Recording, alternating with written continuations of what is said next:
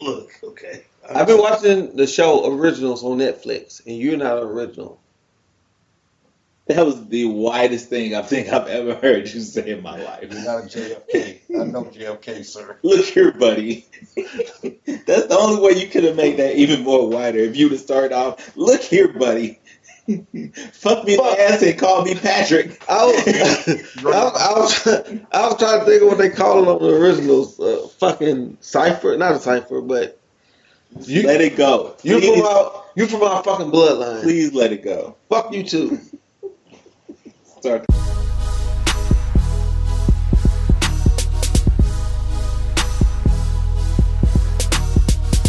We keep it 100. We keep it 100. Hey, country cousin.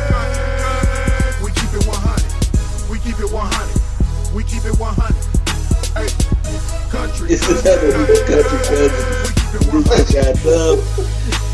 I have my co-host, Mr. Flocko. What's up, Flock? Fuck everybody. AKA Shit on Your Porch. I'm also joined by my other co-host. You know him as Tyler Durden. What's up, Ty? What up, what up, what up? I fuck them too. God damn, he's in his feelings. I told Kiki it's You rolling. you in your feelings, huh? What's up, girl? Smile about it. Smile, bitch.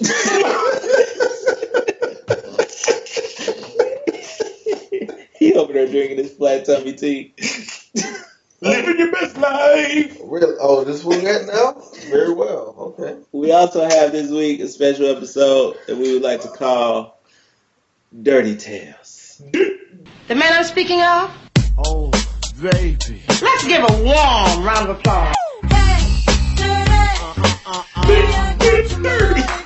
We're joined by the homie Dirty STL. What's up, Dirty? What up, though? Alright, so Dirty, as we've explained in a couple other episodes ago, you spent not a lot of time, that sounds fucked up. You spent some time At college.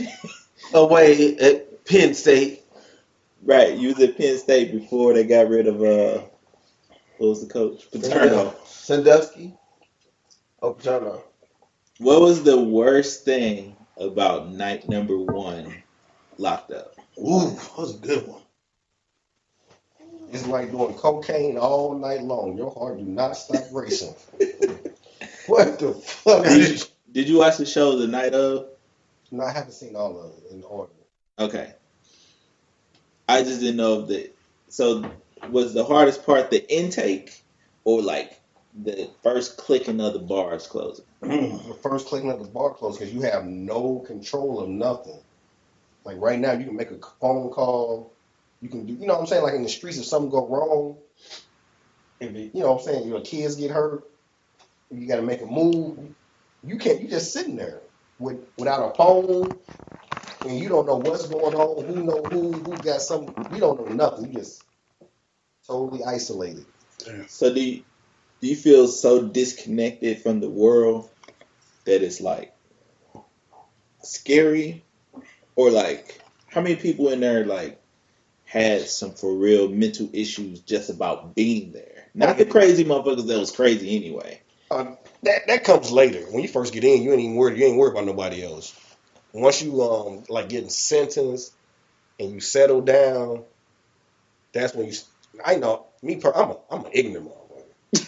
I got my joy out of seeing people snap out in there who couldn't take it mentally, like you said. Did they send them somewhere? Nah, they just in their cell fucked up. yeah.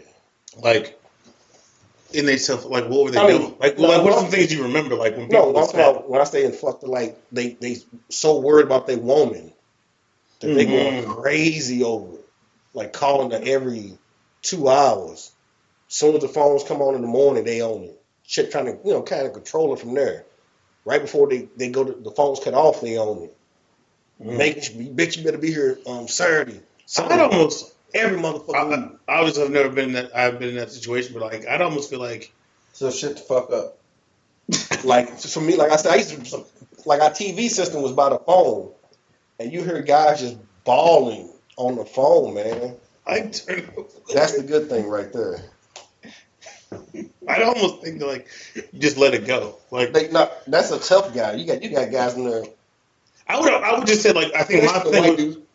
Why is he staying in my house? I don't give a fuck if he needs a place to live. Why is he there? My dad said he seen him driving my car. Shit like that. oh god, fuck that. Yeah. You gotta just let that. You know, we're gonna put the relationship on pause until I get out. Like just Right, that's the real guy. Then you got the disrespectful. I was a gentleman when I was fucking somebody else, old lady, while they was locked up. I was, like if you was locked up and I'm fucking your wife, and you call, I would let her answer the phone and talk to you. Put the kids on the phone. Who got? I'm quiet. Nowadays, guys are totally disrespectful, man. So you was a good side nigga. Yeah. You know, in the old school of things. Flacco probably disrespectful. As shit. No, honestly, I get it. Because, like, I mean, you're from the background. let me tell you what I could kind of compare it to, right? When you're in the military and you're away, this and the third, right? So the best thing for you to do when you're going through what you're going through is to disconnect from reality. Mm. Right? Am I right, Dirty? Yeah. You disconnect from your family, all that. Some people ain't cut like that though. Right. And you learn that right away. Right, and you have to create what's your real reality. How you going to survive through what you're going through at that moment. So therefore, you have to disconnect from all emotional attachments because guess what? That's your weakness. So did it become harder when you had a phone? Because you had now a you can phone reach a out. long ass time Yeah. Was it harder for being away from home? to disconnect. Like at that point, are you trying to reconnect, or like you said you had to disconnect? So when you got the phone, you No, got I'm saying you had to access. disconnect from that woman. That bond. You have to disconnect mentally from everything that makes you or made you to that point because you have to survive in the now. What's going to get you through what you're going through at that point? Because when you're isolated, bruh, it's you against the motherfucking world, and you have to be the man of your word or whatever you stand on. You have to be that individual. So look, since I'm only nigga asking questions, were you one of those I'm gonna find religions, read a book people the first time? Reading a book, yeah. But I was always into it. When you're in the street, you just don't have time. So there you got time. And all I read was autobiographies and biographies. And true stories. I never read them hood classic tales that everybody reads. But like Art of War, No, Art of War is not a hood classic. Art of War. No, they talking about I'm like trying to be. what's a hood classic, man? I don't even know the name of it. My baby mama's a pimp. Right, something like that. Oh, like Iceberg Slim and shit like No, that. they got this new age stuff where everybody's a dope dealer, got the biggest dick, came from nothing, got the whole crew on lock, shooting and killing everybody. Paid It's in a full ton type of shit. Yeah, it's a ton of them. Right. So Art of War is a strategic book. It teaches you strategy. Right, but every rehabilitated thug wants to say they smart by reading the Art of War. But guess what though? You have to read it and be able to decipher it to what it's trying to tell you. Like what I read personally, the JFK book by what's that dude from Fox? O'Reilly. I thought that was a great book. Mike Tyson autobiography. I thought that was a great book. It was a good book by Muhammad Ali. I read a couple books about the Gulf War and what started and led up to it. You know, those stuff. Real life stuff. You was really reading informative books. Yeah. Right. I kind of feel. I want to go back to what you were saying about like going to the military and having to disconnect to do with your reality. I kind of feel that. I just put it in two different categories. If you're in prison, you don't have a choice. You definitely have to disconnect, but you're also in prison. Like you're not wanting to be there. I feel the military. You weren't drafted. You signed up to go. So I almost feel like it would almost be harder to fully disconnect because it was your choice to be there. Okay. I'd almost feel like I feel like this. I would feel more disrespected by like a female cheating on a dude going in the military because you were choosing to go somewhere to defend the country.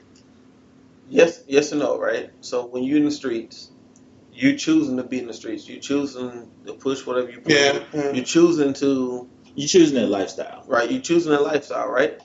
So guess what? When you choose a lifestyle, you know the consequences that come with the lifestyle. True. Right? Just like when you go to the military, you choose to go to the military, you know the consequences that comes from going to the military. So let's back up. So since y'all said getting locked up and consequences, how funny was it when you gave them your name and they couldn't find your identity because of your common name?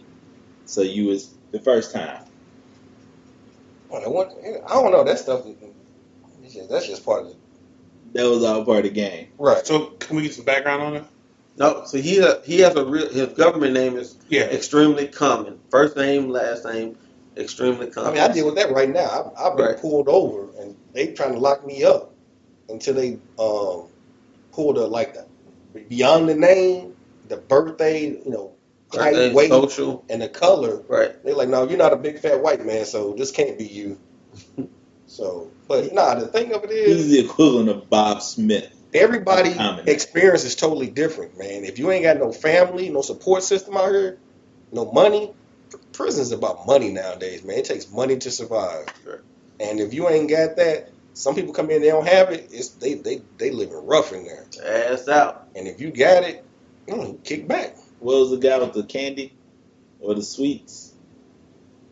I don't recall what you're talking about. No, you talking about the guy that came to your bunk. Came to you. Right. You told him to go see Mr. Jones. Oh, you talking about that? Nah, man. See, the Gumps, the gays, they live well. Wait. What's their nickname? Gumps. It ain't nicknames. We call a fag, a gump. Oh. That's nickname. That's a nickname. Gump. I've never heard of Gumps. You ain't never heard of the term gump? No. Not on these streets. Not in this free world. What she call saying her song? Nicki Minaj. She's talking about her brother? Don't want no Forrest Gump. God damn. Shots fired. Bow, bow. You don't remember that? But anyway, Gumps, they live all right because it's a dick. Yeah, it's a lot of gays in there. They give them ain't no booty down low, so they got something somebody want. They selling man ass. They selling butt pussy. They selling man ass in there. No, Mr. Chris Hansen, I'm not here for no kids.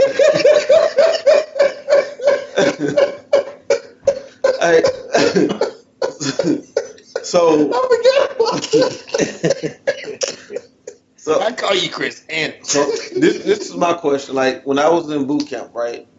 One thing that we survived on because we didn't have access to phones and things of that nature to a certain point. No, we didn't have access at all. Like we couldn't call nobody. The whole boot camp. The whole boot camp. You could call. Way tougher than the Navy. You could call. You could call and you could write letters, right? So, how important was like letters or outreach? Like letters to us was like gold. In the old days, it's 2018, man. Like letters now, you don't have letters. You got email. Everybody got an email address. All right. So like what I'm saying, like in boot camp, we didn't have email. We didn't have access. Right now, somebody just emailed me and asked me to send them the specs on a 2010 Lexus GS. I guess he's about to buy a car, so.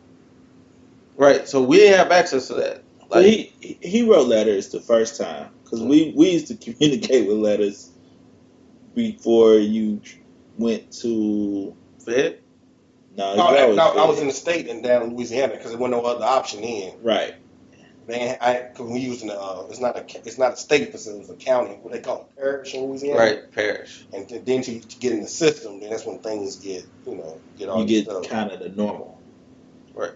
So how important was it, like, since you say you had more than letters, but that outreach or that connection or manufactured connection to like the outside world? How important was that to you guys? It depends, man. Like right now, I keep my ties to prison. Right. I know this is gonna sound crazy.